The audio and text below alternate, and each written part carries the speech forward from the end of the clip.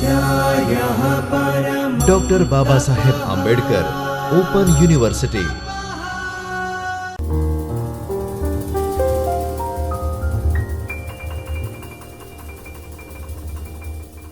નમસ્કાર વિદ્યાર્થી મિત્રો, આજે આપણે ફરી એકવાર SCSH, SCSV, SCSM 05ની કૌટુંબિક સમસ્યાઓ એકમ 4 પુનર્વસનમાં સમુદાયની બીજી કડીમાં આપ સૌનું સ્વાગત છે. ગયા વખતે આપણે જે ચર્ચા કરી એમાં આપણે હવે આગળ વધીએ. તો સમુદાય અને પુનર્વસન સામાન્ય સંજોગોમાં મોટે ભાગે જીવશાસ્ત્ર મુજબ લોકોની અંદર તેમના રહેણાંક વિસ્તાર પર્યાવરણ અનુસાર રહેણીકરણની વધારે આધારિત વિકલાંગતા હોય છે અને એના આધારે જ વિકલાંગતાના જે કારણો છે એ પણ જવાબદાર હોય છે. ઘણી વખત વ્યક્તિઓ જે વિસ્તારમાં રહેતા હોય એ વિસ્તાર મુજબ વિકલાંગતા પણ સમાન રીતે જોવા મળતી હોય છે, એવું બની શકે છે. આપણને પ્રશ્ન થાય કે આવું કેમ લોકોની રહેણી કહેણીથી કે વિસ્તારથી વિકલાંગતાને કઈ રીતે જોડી શકાય? તો જેમ કે અહીં ઉદાહરણ આપ્યું છે તે પ્રમાણે દૂષિત પાણી મળે છે. લોકો એવા વિસ્તારમાં રહે છે કે જ્યાં ફેક્ટરીઝ છે બહુ બધી, અને દૂષિત પાણી પીવાના પાણી સાથે ભેગું થઈ જાય છે.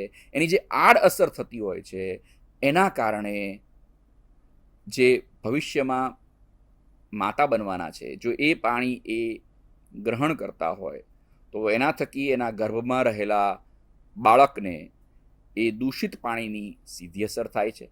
અને એ સીધી અસર થવાને કારણે એ વિસ્તારની બધી જ જે ગર્ભવતી મહિલાઓ હોય છે એમનામાંથી જેમનામાં પણ બાળકોમાં જે વિકલાંગતા આવતી હોય છે એ લગભગ સમાન પ્રકારની આપણને જોવા મળતી હોય છે.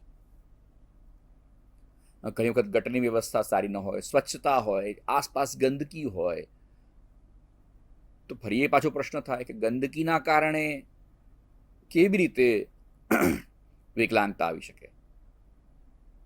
તો ગંદકી એ હોસ્પિટલમાં પણ હોઈ શકે છે. જ્યાં આગળ તે માતાનો બેડ છે એની આસપાસના વિસ્તારમાં ગંદકી હોય, માકડ મચ્છર ઉંદરનો ચારે બાજુ ફેલાવો હોય અને સ્વચ્છતાનો અભાવ હોય તો એના થકી પણ સીધી અસર પડતી હોય છે. અને જો એ વિસ્તારમાં જે પ્રાથમિક આરોગ્ય કેન્દ્ર છે અથવા તો જે હોસ્પિટલ છે એ અસ્વચ્છ હોય અથવા અપૂરતી દવાવાળું હોય તો એનાથી પણ સમયસર જે દવાઓ, જે વ્યવસ્થા માતાને મળવી જોઈએ તે મળતી નથી અને એના કારણે વિકલાંગતા આવી શકે છે. વિકલાંગ વ્યક્તિ માટે પુનઃસ્થાપનની જે સમાજની જવાબદારી છે એના કેટલાક મુદ્દાઓ આપણે અહીં જોવાના છીએ. તો આ મુદ્દાઓ પ્રકારની પ્રવૃત્તિઓ જો સમાજ દ્વારા કરવામાં આવે તો વિકલાંગતામાં ઘટાડો કરી શકાય છે, વિકલાંગતાની અસરમાં ઘટાડો કરી શકાય છે અને જે વિકલાંગ વ્યક્તિની સંખ્યામાં જે વધારો થતો જતો હોય છે એને આપણે કાબૂમાં રાખી શકીએ છીએ અને એને આપણે ઘટાડવા માટેનો પ્રયત્ન પણ કરી શકીએ છીએ. તો એ માટે સૌથી પહેલું છે કે વિકલાંગતા પરત્વેની જાગૃતિ લાવવી. જેમ કે આપણે જાણીએ છીએ ભારતમાં એક સમયે પોલિયોના ખૂબ દર્દીઓ હતા. આજે વિશ્વએ પણ ભારતની પોલિયો પરત્વેની જાગૃતિને બિરદાવી છે અને તેઓ જાણે છે કે આજે સંપૂર્ણ વિશ્વમાં ભારત એ પોલિયો મુક્ત દેશ બન્યો છે. છતાં હજુ પણ આજની તારીખે પણ આપણે પોલિયો રવિવારને એટલી જ સજાગતાથી મનાવીએ છીએ. નાના બાળકોને પોલિયોના ટીપા જે છે એ આપણે ભૂલ્યા વગર 3 વર્ષ સુધીના બાળકોને ચોક્કસ પીવડાવીએ છીએ. અને આમાં ભારત સરકારનો ખૂબ મોટો હાથ છે. અને એમાં પણ પોલિયો પ્રત્યેની જાગૃતતાનો ખૂબ મોટો હિસ્સો આ મિશનને કમ્પ્લીટ કરવામાં છે. આપણે જાણીએ છીએ તેમ અમિતાભ બચ્ચન જેવા ચોટીના અદાકાર પોલિયોની જાગૃતિ માટે ભારત સરકારના એક બાશિંદા તરીકે હંમેશા આપણને ટીવી ઉપર જોવા મળે છે, ક્યાંક હોલ્ડિંગ્સમાં જોવા મળે છે, ક્યાંક પોસ્ટર્સમાં જોવા મળે છે. અને એમના થકી પણ આ જાગૃતતાને એક વેગ મળે છે. એક નાનો એવો કાર્યક્રમ ભારતના કેટલા બધા લોકો સુધી સીધો પહોંચ્યો છે એનું ચોખ્ખું ઉદાહરણ એ પોલિયો રવિવારની જાહેરાતો છે. અને એના થકી જ આવા રોગ ન થાય તેની આપણે તકેદારી રાખીએ છીએ. જો આવા જાગૃતતાના કાર્યક્રમો સતત ચાલ્યા કરે, આવા જાગૃતતાના કાર્યક્રમો થયા કરે, તો મિત્રો આવા રોગ કે જેનાથી વિકલાંગતા આવે છે એને આપણે રોકી શકીએ છીએ, એને સીમિત કરી શકીએ છીએ, જેની અસર આપણી ભાવિ પેઢી ઉપર સીધી પડે છે. રોગની વહેલાસરની ઓળખ કરવી, જેને આપણે અર્લી આઈડેન્ટિફિકેશન કહીએ છીએ. 0 થી 3 વર્ષ દરમિયાન જ જો આપણને વિકલાંગતા વિશેની માહિતી મળી જાય તો આપણે આની અસરને ઘણી બધી ઓછી કરી શકીએ છીએ. નાનપણથી જ બાળકને આ જે પણ વિકલાંગતા એને આવી છે એની અસરમાંથી બચાવવાના ઉપાયો આપણે કરી શકીએ. અને માટે જ વહેલાસરની ઓળખની જરૂર પડતી હોય છે. મિત્રો, એક જમાનો હતો કે જ્યારે વિકલાંગ બાળકો કેજીમાં કે પહેલા ધોરણમાં એડમિશન લેતા ત્યારે ઓલરેડી એમની ઉંમર 8 વર્ષ, 9 વર્ષ, 10 વર્ષની હોતી. ત્યારે સામાન્ય બાળક 3જા વર્ષે કે 5મા વર્ષે આપણને શાળામાં જોવા મળતું, એની સામે વિકલાંગ બાળક આપણને 8મા, 9મા કે 10મા વર્ષે જોવા મળતું. તો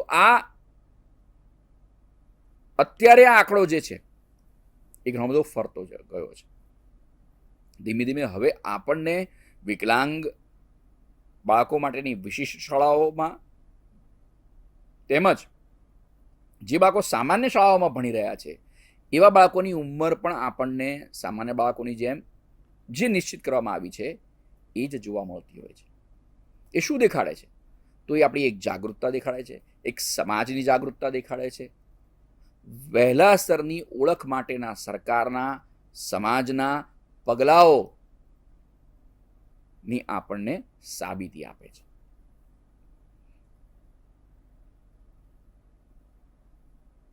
મુક્ત મને પૂરતી સારવાર લેવી જોઈએ. હજુ પણ ભારતના ઘણા બધા વિસ્તારોમાં અથવા અમુક જાતિના લોકોમાં, અમુક ધાર્મિક પરંપરાઓમાં માનનારા વ્યક્તિઓ પોતાના બાળકોને હજુ પણ સમયસર રસી અપાવતા નથી. આપણે જાણીએ છીએ તેમ દરેક માતા જ્યારે ગર્ભવતી હોય ત્યારે એને એક મા કાર્ડ ઇસ્યુ કરવામાં આવે છે. એ મા કાર્ડની અંદર બાળકને કયા કયા સમયે કઈ કઈ રસી અપાવવાની છે, કયા ટીપા પીવડાવવાના છે, એની માહિતીનો એક ચાર્ટ આપેલો હોય છે. મને કહેતા ઘણો ખેદ થાય છે કે આખો ચાર્ટ આપ્યો હોવા છતાં પણ ઘણી બધી રસીઓ એવી છે જેને સરકાર તદ્દન મફત આપતી હોય છે, છતાં પણ ઘણા કુટુંબો આ રસી લેવાની ના પાડે છે.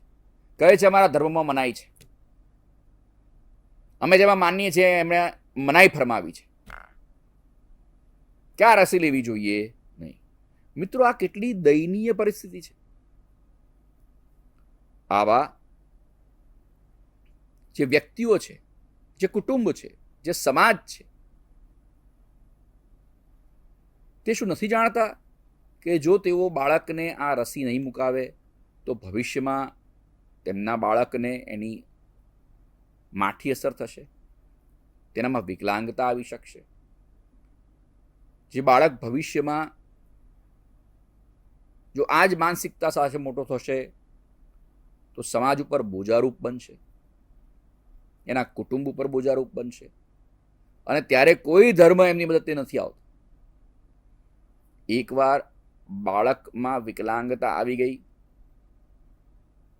પછી શું કોઈ એમના ધર્મના પદાધિકારીઓ એ બાળકની સાચવણીમાં, એની દોરવણીમાં, એને યોગ્ય સહાય આપવામાં શું મદદ કરવાના છે? એ પ્રશ્ન એમણે શું વિચારવાનું નહીં? તો મારી આપ સૌના માધ્યમથી એ કુટુંબને, એ સમાજને એક નમ્ર અરજ છે કે આપને મુક્ત મને જે પણ સારવાર મળતી હોય એનો સ્વીકાર કરવો જોઈએ, જે રસી મળતી હોય એનો સ્વીકાર કરવો જોઈએ. આની કોઈ આડઅસર થતી નથી, કારણ કે આ તપાસેલી છે. આપને લાગતું હોય તો સરકારી દવાખાનામાં જઈને અપાવડાવો, આપને લાગતું હોય તો આપના સમાજના, આપના ધર્મના જે પણ ડૉક્ટરને આપ ઓળખો છો એમની પાસે જાઓ, એમની પાસે માર્ગદર્શન લો, એમની પાસે આ રસી અપાવડાવો, પણ બાળકના ભવિષ્ય સાથે ખિલવાડ કરવો નહીં. કારણ કે આજનું આ બાળક ભવિષ્યનું આપણા દેશનો એક ઉચ્ચ કોટીનો નાગરિક બનવાનો છે. મા બાપને જાગૃત કરવાના કાર્યક્રમ કરવા જોઈએ. આપણે જાગૃતતાના કાર્યક્રમો કરીએ છીએ, પણ એની અંદર ખાસ કરીને આપણે મા બાપ માટે જાગૃતતાના કાર્યક્રમો કરવા જોઈએ. તમને એનું એક સરસ ઉદાહરણ આપું. આજે ઘણી બધી શાળાઓ એવી જાગૃત છે કે તેઓ 12 વર્ષથી મોટી ઉંમરની દીકરીઓને રૂબેલાની રસી તેમની પરિવારની પરવાનગી સાથે શાળાઓમાં અપાવડાવે છે. આપણે જાણીએ છીએ તેમ રૂબેલાની રસી કોઈ પણ દીકરી 12 વર્ષ પછી જ્યારથી એ સમજણી થાય ત્યાર પછી એ લઈ શકે છે, અને એક જ વાર લેવાની હોય છે, જેનાથી જ્યારે પણ ભવિષ્યમાં તે માતા બનવાની હશે ત્યારે તેના પર ક્યારે પણ રૂબેલાનો આઘાત થઈ શકશે નહીં. આજીવન એ રૂબેલામાંથી મુક્ત થઈ જશે અને રૂબેલાથી આવતી વિકલાંગતામાંથી એ પોતાના બાળકને બચાવી લેશે. હંમેશ માટે એનું બાળક એ વિકલાંગતાથી દૂર થઈ જાય છે, રૂબેલાના આઘાતથી દૂર થઈ જાય છે. રૂબેલા શું છે એ બધાની વિશે ચર્ચા આપણે અગાઉ કરી ચૂક્યા છીએ, અલગ જગ્યાએ કરી ચૂક્યા છીએ. તો ફરી પાછા આપ રૂબેલા શું છે એની વિશે વિસ્તારથી વાર વાંચી જાઓ, એટલે આપણને એ વસ્તુ ફરી પાછી તાજી થઈ જાય. આપને યાદ જ હશે, પણ જે મિત્રોને યાદ નથી એમના માટે તેઓ એકવાર રૂબેલા વિશે ચોક્કસથી વાંચે. એક શિક્ષક તરીકે આપ પણ જ્યાં જવાના છો ત્યાં આગળ તે શાળાના જે વાલીઓ છે તેમને આની માટે જાગૃત કરજો અને એ શાળાની દીકરીઓને રૂબેલાની રસી ચોક્કસથી અપાવડાવજો. આ બધું ક્યારે શક્ય બનશે? કે જ્યારે પ્રાથમિક શિક્ષણ હશે, લોકોમાં ભણતર હશે, બાળકને ભણાવતા હશે. કદાચ મા બાપ અભણ હોય પણ બાળક જો ભણેલું ગણેલું હશે તો તે પણ પોતાના મા બાપને, પોતાના કુટુંબને સમજાવી શકશે કે આપણે વિકલાંગતા ન આવે તે માટે શું કરવું જોઈએ, અથવા તો રસી અપાવડાવવી જોઈએ. કારણ કે બાળક ભણેલું ગણેલું છે, એ જાણે છે કે એના શું ફાયદા થશે, વિજ્ઞાન શું છે એનાથી એ પરિચિત હશે. અને કદાચ અત્યારના સમયે જો કદાચ એનામાં એટલી તાકાત નહીં હોય કે પોતે જે બોલે છે એ લોકો સમજે, તો જ્યારે આ પેઢી, અત્યારની પેઢી જે બાળકો છે એ ભણેલા હશે અને તેઓ જ્યારે મોટા થશે ત્યારે ફરી પાછા એક જાગૃત સમાજ તરીકે આગળ આવશે અને ભણેલા ગણેલા હોવાથી એ સમાજના જાગૃત નાગરિક તરીકે પોતાની ફરજોને નિભાવશે. એની માટે સામાન્ય જ્ઞાન પ્રાપ્ત કરશે. તમે ભણેલા ન હો પણ તમારામાં જો સામાન્ય જ્ઞાન પણ હોય તો પણ તમે સમજી શકો છો કે એ જે લોકો છે જેમનામાં સામાન્ય જ્ઞાન છે તેઓ ભલે અભણ હોય પણ તેઓ જાણે છે કે બાળકોને રસી મુકાવવી જોઈએ. ફલાણો વ્યક્તિ છે એનામાં વિકલાંગતાના કેટલાક ચિહ્નો મને દેખાઈ રહ્યા છે. એ ક્યારે આવું કહી શકશે કે જ્યારે તેનામાં સામાન્ય જ્ઞાન હશે ત્યારે. બાળકના વિકાસથી જો આ પરિવાર પરિચિત હશે, આ સમાજ પરિચિત હશે, ભલે એ ભણેલો ન હોય. આપણે જાણીએ છીએ કે આપણા કુટુંબમાં બાળકના વિકાસમાં તેની જે માહિતી આપવાવાળો વ્યક્તિ છે ભલે કદાચ અભણ હોય, આપણા ઘરમાં જે બા દાદા છે કે મોટી ઉંમરની સ્ત્રીઓ વડીલો જે આપણા ઘરમાં છે તેઓ ભલી ભાંતિ બાળકના વિકાસથી પરિચિત હોય છે, કારણ કે એમણે કેટલાય બાળકોનો વિકાસ પોતાની આંખોની સામે જોયો છે. એ ભલે કદાચ આપણી જેટલા ભણેલા નહીં હોય પણ સામાન્ય જ્ઞાન એમનામાં કૂટી કૂટીને ભરાયેલું છે. એટલે સામાન્ય જ્ઞાન કોઈ પણ વ્યક્તિ પ્રાપ્ત કરી શકે છે, જે અનુભવથી પ્રાપ્ત થાય છે, જે કોઈના કયાના સાંભળ્યાથી પ્રાપ્ત થાય છે. ત્યાર પછીનો મુદ્દો જે છે એ મિત્રો બહુ અગત્યનો છે, લગ્ન અને લગ્ન સહાયક સંસ્થાઓને જાગૃત કરવી. ફરી તમને આ પ્રશ્ન થશે કે લગ્ન અને લગ્નની સંસ્થાઓને જાગૃત કરવાથી વળી શું ફાયદો થાય? મિત્રો, લગ્ન કોની સાથે કરવા? અહીંયા હું તમને વર અને કન્યાના લક્ષણોની વિશે ચર્ચા કરવા નથી બેઠો.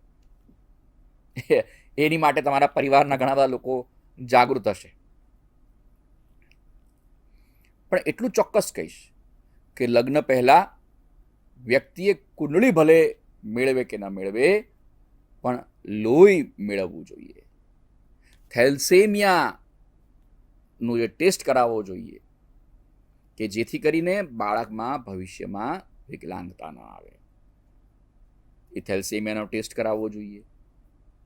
બીજું, ઘણા સમાજમાં આપણે કોન્ઝ્યુગનલ મેરેજીસ જોતા હોઈએ છીએ, એટલે કે એક જ પરિવારના અંદર લગ્ન આપણે જોતા હોઈએ છીએ, જેના થકી રંગસૂત્રીય ખામી ઉદ્ભવતી હોય છે, જેને આપણે સગોત્રીય લગ્નો કહીએ છીએ. તો સગોત્રી લગ્નોને ટાળવા જોઈએ. આ લગ્નો કરવાથી બાળકમાં વિકલાંગતા આવવાની સંભાવના ઘણી બધી વધી જાય છે. એટલે તમે જો એની સામે એનાથી વિરુદ્ધ કહીએ તો ઘણા બધા સમાજમાં લગ્ન પહેલા ગોત્ર પણ મેળવતા હોય છે. શા માટે? એનું ધાર્મિક કારણ છોડી દઈએ, પણ જો વૈજ્ઞાનિક કારણ પકડીએ તો ક્યાંક ને ક્યાંક આપણે ધર્મ અને વિજ્ઞાનને જોડીએ તો વિકલાંગતા સગોત્રીય લગ્નમાં આવવાની શક્યતાને ઘટાડી દે છે.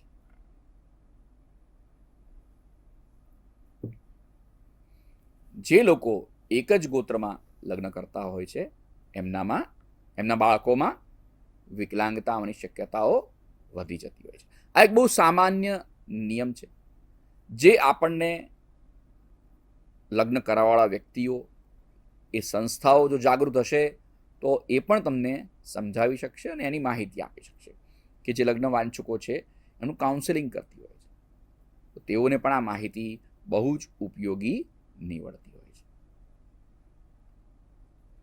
મનોરંજન માટે પણ આપણે વિકલાંગ વ્યક્તિને મદદ કરવી જોઈએ. મિત્રો, આપ મને કહો, ફરી પાછો મને બહુ ખેદ છે આ વાત કહેતા, કે આપ જે પણ શહેરમાં રહો છો, શું એ શહેરમાં કોઈ એક વ્હીલચેર પર બેઠેલો વ્યક્તિ તે ઈચ્છે એ થિયેટરમાં પોતાની વ્હીલચેર લઈને આરામથી એ થિયેટર હોલમાં જઈ શકશે? ચલો, એને ગમતા નહીં, પણ એ શહેરના કોઈ એક થિયેટરમાં પણ શું આ પ્રકારની વ્યવસ્થા છે? આપણે એમને ઉચકીને જ લઈ જવા પડે. તમે વિચાર કરો, કોઈ આટલી કદાચ મોટી ઉંમરનો હોય તો નાના બાળકોને કદાચ શરમ ન આવે, પણ મોટી ઉંમરના વ્યક્તિને તમે કોઈ ઉચકીને થિયેટરમાં લઈ જતા હોય અને પછી એ સીટમાં બેસાડે અથવા વ્હીલચેર સાથે ઉચકીને ત્યાં લઈ જાય તો એને કેટલું ખરાબ લાગતું હશે? શું મનમાં એને એ વસ્તુ ગમતી હશે? એટલે જ પછી એ ફિલ્મ જોવા જવાનું ટાળે, અથવા તો કોઈ પણ સમારંભમાં જવાનું ટાળે કે જે થિયેટરમાં હોય છે. શું આપણે બધિર વ્યક્તિઓ માટે થિયેટરમાં, રેલવે સ્ટેશન ઉપર, શાળાઓમાં શું હાર્ડવાયર સિસ્ટમ ઇન્સ્ટોલ કરેલી છે કે જેથી તે પોતાના હિયરિંગ એડની મદદથી જે માઇકમાં બોલાઈ રહ્યું છે એ સાંભળી શકે? આવા સ્થળોની, જગ્યાઓની સંખ્યા લગભગ નહિવત હોય છે. એ આપણે ઊભી કરવાની છે. આપણે કંઈક એવું કરવાનું છે કે જેથી વિકલાંગ વ્યક્તિઓ સામાજિક પ્રવૃત્તિઓમાં ભાગ લેતા થાય. સમાજમાં વિકલાંગ વ્યક્તિઓ બહુ જ સહેલાઈથી ભળી જાય તે માટે સમાજે શું કરવાનું છે? તો સ્વયંસેવકો પૂરા પાડવાના છે, જરૂરી સાધન સામગ્રી આપવાની છે. મેં કહ્યું તેમ હાર્ડવેર સિસ્ટમ નાખી કે બહુ ખર્ચનું કામ નથી, બહુ જ સસ્તા ખર્ચમાં આ બધું થઈ જતું હોય છે. કોઈ એક શહેરમાં થિયેટર બનતું હોય અને જ્યારે એનઓસી અપાતી હોય ત્યારે જે તે મ્યુનિસિપાલિટીના અધિકારીઓ જે એ થિયેટરને મંજૂરી આપવા જાય છે એમને બહુ સામાન્ય જોવાનું છે કે શું ત્યાં રેમ્પની વ્યવસ્થા એવી વ્યવસ્થિત છે કે જેથી વિકલાંગ વ્યક્તિ એ થિયેટરમાં કે હોલમાં જઈ શકે તેવી વ્યવસ્થા થઈ શકે. તો બાંધકામમાં પહેલેથી ધ્યાન રાખવામાં આવે તો કોઈ ખર્ચા વગર ઘણા બધા વિકલાંગોને આપણે એનો લાભ આપી શકીએ છીએ. એ માટેની સાધન સામગ્રીઓ આપે. મ્યુનિસિપાલિટી આ સામગ્રીઓ, સાધન સામગ્રીઓ જે તૈયાર કરી આપતું હોય, જે આ પ્રકારની વ્યવસ્થાઓ ઇન્સ્ટોલ કરતું હોય, એમને કંઈક આર્થિક લાભ આપે, ટેક્સમાં રિલેક્સેશન આપે. ઘણું બધું થઈ શકતું હોય છે. સરકાર આવી યોજનાઓ પણ બહાર પાડતી હોય છે કે જે બેરિયર ફ્રી એન્વાયરમેન્ટ બનાવે. એ માટે વિશેષ રીતે સરાહના કરવામાં આવે. તો આ સમાજે કરવું પડશે અને આ બધું કરવા માટેનું માર્ગદર્શન પૂરું પાડવું પડશે. ધારો કે થિયેટરનો એન્જિનિયર ને ખ્યાલ નથી તો મ્યુનિસિપાલિટીના એન્જિનિયરને ખબર હોવી જોઈએ. એણે માર્ગદર્શન પૂરું પાડશે કે આ નિયમના આધારે તમે આટલી વસ્તુ કરશો, જો નથી કરી તો મંજૂરી નહીં મળે. આપણે રેમ્પ બનાવીએ છીએ પણ એની ઊંચાઈ જેવી હોય કે વ્હીલચેર ચડી જ ન શકે અને નામ માત્રનો રેમ્પ હોય તો એનો કોઈ જ અર્થ ઠરતો નથી. એની માટેનું યોગ્ય માર્ગદર્શન આપવું જોઈએ કે 1:3 રેશિયો રાખવાનો છે. એટલે કે મારે 1 ફૂટ ઉપર જવું હોય તો 3 ફૂટ આગળ વધવું પડશે. આટલી જગ્યાની વ્યવસ્થા ઊભી કરવાની જવાબદારી જે તે શોપિંગ સેન્ટરની, થિયેટરની કે કોઈ પણ સ્થાનની છે. અને એની સિવાય એને મંજૂરી નહીં આપવાની જવાબદારી જે તે મ્યુનિસિપાલિટીની કે જે તે ઓથોરિટીની છે. સમાજે વિકલાંગ પ્રત્યે દયા રાખવાની કે દાખવવાની જરૂર નથી. એમની સગવડો વધારવાની, એમને પ્રોત્સાહન આપવાની જરૂર છે. આપણે એવું વાતાવરણ ઊભું કરવાનું છે કે વિકલાંગતા લાગે જ નહીં. તમે વિચાર કરો કે તમે પોતે જ તમારો સામાન લઈને રેલવે સ્ટેશન ઉપર જાઓ છો તો દાદરો ચડીને જવાનું હોય ને, જો એની બાજુમાં રેમ્પ હોય તો તમે શું પસંદ કરશો? તો તમે રેમ્પ પસંદ કરશો. કારણ કે તમારો સામાન, તમારી અત્યારે ટ્રોલીવાળી બેગ્સ આવતી મંડી છે, તમારે સામાન ઉચકવો નથી, તમે સરળતાથી સામાનને ઘસડીને લઈ જઈ શકો છો ટ્રોલીની મદદથી. પણ દાદરા હશે તો તમારે ઉચકવો જ પડશે.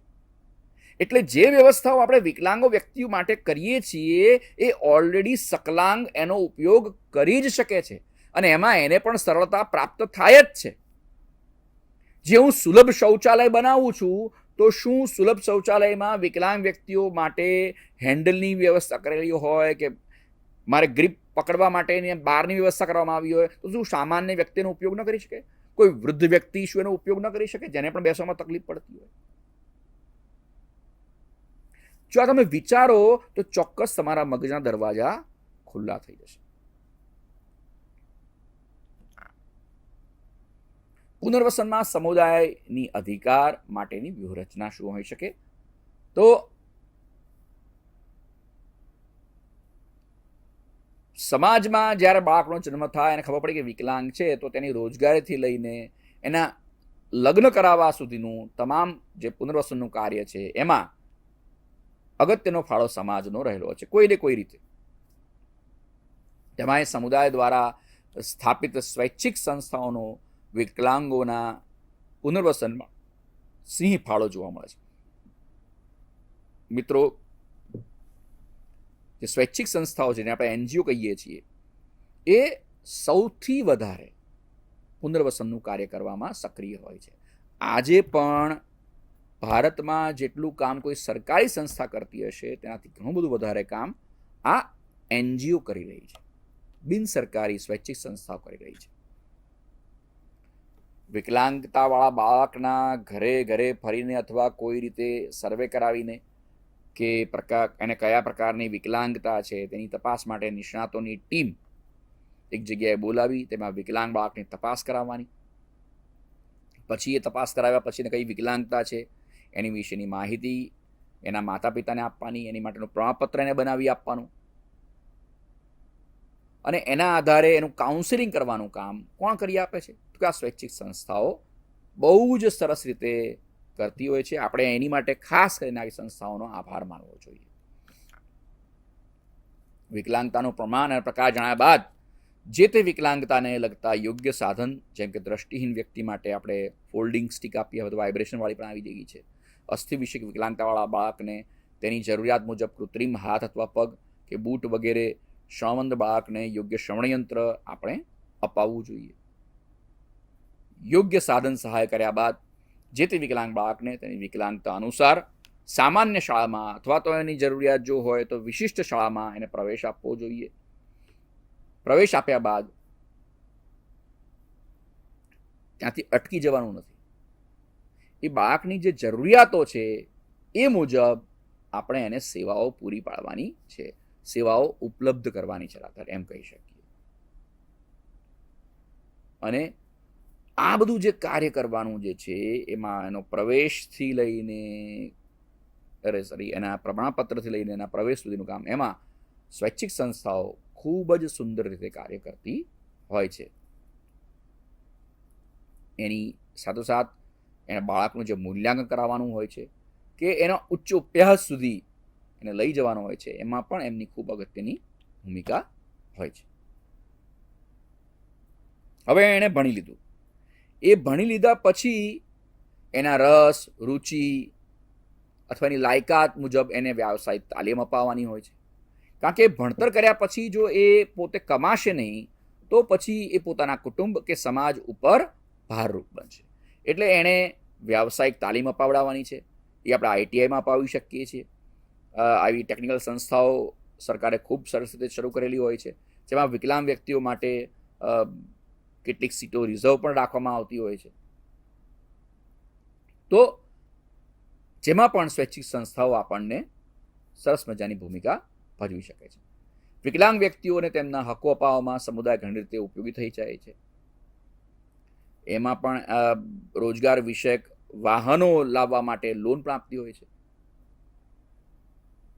સરકાર એમની માટે જમીનની વ્યવસ્થા કરતી હોય છે. ફૂટપાથ ઉપર આપણે જોઈએ છીએ કે દ્રષ્ટિહીન જે વ્યક્તિઓ હોય છે એમને ફોન બૂથ કે નાની દુકાન ચલાવવા માટે ની મંજૂરી આપતું હોય છે, એને બનાવી આપતું હોય છે એક દુકાન નાની એવી. આવી ઘણી બધી આપણે શહેરોમાં બ્લાઇન્ડ વ્યક્તિઓ દ્વારા ચલાવવામાંથી આપણે દુકાનો આવી ઘણી બધી જોઈ પણ છે, પીળાને આપણે ક્યાંક જોતા હોય છે.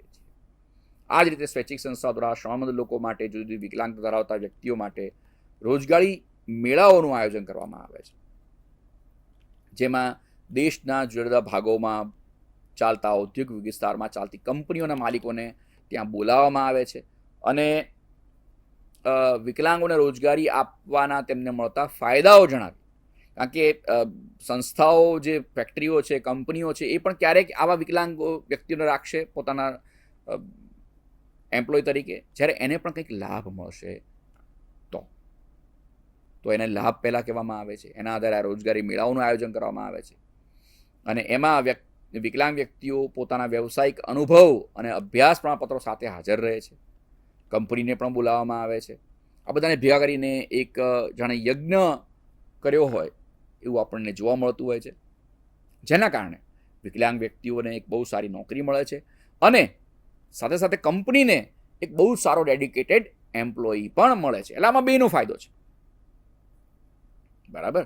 તો પ્રમાણિક કર્મચારી મળે છે. આ પ્રમાણેના મેળાઓમાં શ્રમમંદ વ્યક્તિઓને ઘણી સારી જગ્યાઓ પર કામ મળી જતું હોય છે, જેમ કોમ્પ્યુટર ઓપરેટર હોય છે, ઓફિસ બોય છે, ટેકનિકલ બાબતોમાં નિષ્ણાત અને ઊંડાણપૂર્વક રસ ધરાવતા શ્રમમંદ લોકોને ટીવી, ફ્રીજ, એસી, કુલર, પાણી ફિલ્ટર, પ્લમ્બિંગનું કામ છે, લાઇટ ફિટિંગ છે, એટલે કે ઇલેક્ટ્રિકલનું કામ છે, જેવા કામો પણ મળી રહેતા હોય છે. અને ઘણી ઘણી સારી સારી કંપનીઓ આમને નોકરીમાં લઈ લેતી હોય છે. જેમ કે નોવીનો કંપની છે, તો એમાં આખો એક ડેફ બાળકો માટેનો અલગથી સેક્શન બનાવવામાં આવ્યો છે. ડ્યુક છે, તો ડ્યુકમાં પણ બધિર બાળકો માટે આખો એક અલગ સેક્શન બનાવવામાં આવ્યો છે કે જ્યાં આગળ તેઓ સુંદર રીતે કામ કરતા હોય છે. એમને લોન અપાવવાની હોય, જમીન સંપાદન કરાવીને તેવા સેવા સદન જે છે એની ઓફિસની, કોર્ટની સામે અથવા સંકુલમાં જ્યાં ઝેરોક્સની જરૂર હોય તો એવી દુકાનો પણ ખોલી આપતા હોય છે જ્યાં આગળ ડેફ વ્યક્તિ આરામથી ઝેરોક્સ કરી શકે. લોકોને પણ એનો ફાયદો મળે, કારણ કે ત્યાં સરકારી કચેરીઓ છે જ્યાં ઝેરોક્સ મશીનની, ફોટોકોપીની જરૂર હોય છે, તો ત્યાં આગળ આ વ્યક્તિઓને જગ્યા મળી જાય અને ત્યાં આગળ એમને લોનથી સરસ મજાની દુકાન શરૂ કરી આપવામાં આવે. વ્યવસાયિક તાલીમ મેળવી લીધા પછી ક્યાંય પણ સારી જગ્યાએ નોકરી કરી શકે અને નોકરીમાં સેટ થઈ ગયા પછી સામાન્ય માણસની જેમ પોતે લગ્ન કરે, પોતાનો સંસાર આગળ વધારી શકે. તો એની માટેના લગ્ન મેળાવડાઓનું આયોજન પણ આવી સંસ્થાઓ કરતી હોય છે, જેમાં સમાજનો પણ બહુ સારો ફાળો હોય છે. તો આમાં અલગ અલગ વિકલાંગતા ધરાવતા વ્યક્તિઓ ભેગા થાય છે, પોતાના અનુરૂપ પોતાના જીવનસાથીની પસંદગી કરતા હોય છે અને પોતે પોતાનું જીવન પછી આગળ વધારતા હોય છે. મિત્રો, આપણે આટલી બધી સરસ મજાની ચર્ચાઓ કરી એને તમારે ધ્યાનમાં રાખી અને અહીં દર્શાવેલા પ્રશ્નોના જવાબ તમારે 300 શબ્દોમાં તૈયાર કરવાના છે અને તૈયાર કરીને આપના શિક્ષકોને બતાવવાના છે. વધુ માહિતી માટે આપના સંદર્ભ અહીં આગળ અમે દેખાડેલા છે. મિત્રો, આપણે જે આજે ચર્ચા કરી એમાં આપણે સમુદાયનું અને સમુદાયમાં કામ કરતી સ્વૈચ્છિક સંસ્થાઓ વિશે ઘણું બધું શીખ્યા. મિત્રો, માનવ એ સામાજિક પ્રાણી છે, તો પછી તમે માનવને સમાજથી અને સમાજને માનવથી ક્યારેય અલગ કરી શકતા નથી. અને આ વિકલાંગ વ્યક્તિઓ આ જ સમાજના એક ભાગ છે. તો આપણે એને એમ માનીને કે મારો આ ભાગ શરીરમાં આપણે કોઈ એક ભાગ આપણને બીમારી લાગે તો આપણે કાપીને ફેંકી નથી દેતા, એને સાજો કરવા માટેના પ્રયત્ન કરીએ છીએ. એ જ રીતે સમાજના હિસ્સા જેવા માનીને વિકલાંગ વ્યક્તિઓને આપણે સમાજમાંથી દૂર નથી કરવાના.